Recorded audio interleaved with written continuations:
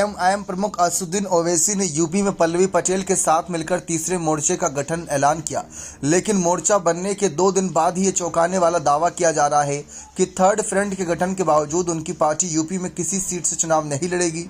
ओवैसी की पार्टी के प्रवक्ता मोहम्मद फरहान का दावा है कि ओवैसी ने पार्टी नेताओं को चुनाव लड़ने से मना करते हुए उनसे पल्लवी पटेल व दूसरे सहयोगी दलों के लिए प्रचार करने व वोट मांगने के लिए कहा है। प्रवक्ता मोहम्मद फरहान का दावा है कि ओवैसी ने यह फैसला कांग्रेस सांसद राहुल गांधी और तेलंगाना के सीएम रेवंत रेड्डी के दबाव में लिया। दावा यह भी किया जा रहा है कि ओवैसी हैदराबाद में अपनी लोकसभा की सीट को बचाने और तेलंगाना में किसी तरह की जांच से बचने के लिए यूपी समेत ज्यादातर हिस्सों में चुनाव नहीं लड़ेंगे। वह मुस्लिम वोटों का बंटवारा कराकर इंडिया गठबंधन को नुकसान नहीं पहुंचाएंगे, बल्कि ऐसे कदम उठाएंगे जिनसे बीजेपी को नुकसान और कांग्रेस व विपक्षी पार्टियों को फायदा हो।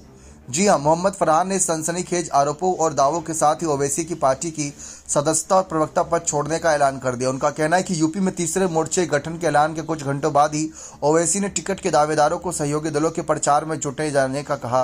प्रवक्ता मोहम्मद फरहान का कहना है कि ओवैसी ने कांग्रेस पार्टी के दबाव में चुनाव नहीं लड़ने का फैसला लेकर मुस्लिम समुदाय के साथ के लोगों के साथ धोखेबाजी की। उनके मुताबिक यूपी का जो मुसलमान अखिलेश यादव मायावती और कांग्रेस पार्टी की नीतियों से नाखुश था और असदुद्दीन ओवैसी को अपने नेता और मुस्तकबिल यानी भविष्य के रूप में देखता था, उसके साथ धोखेबाजी की गई है।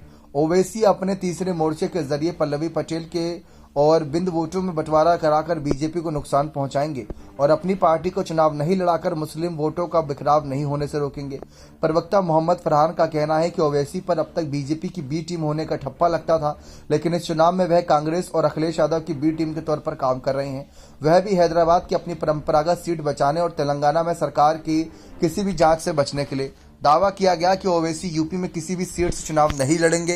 अगर लड़ते भी हैं तो 2-4 सीटों पर सिर्फ दिखावे के लिए डमी प्रत्याशी उतारेंगे। आरोप लगाया जा रहा है कि ओवैसी ने अपने स्वार्थ की खातिर मुसलमानों के वोटों और जज्बातों की सौदेबाजी कर ली है। मोहम्मद फरहान का कहना है कि वह ऐसे सौदागर और धोखेबाज नेता के साथ नहीं रहेंगे। उन्होंने न सिर्फ प्रवक्ता पद बल्कि पार्टी की प्राथमिकता सदस्यता से भी इस्तीफा देने का ऐलान किया है।